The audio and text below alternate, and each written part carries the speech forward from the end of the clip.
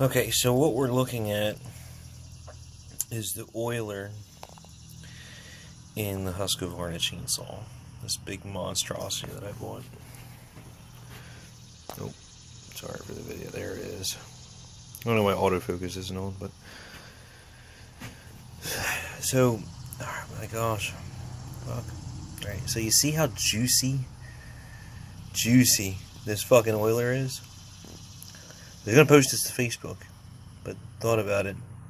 Not going to post it to Facebook, but I wish my wife's pussy was as juicy as this oiler is.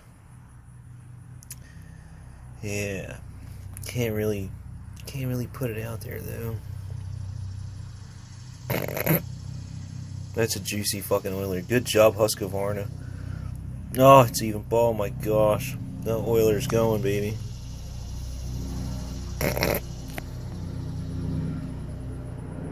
Husqvarna, you did a beautiful job.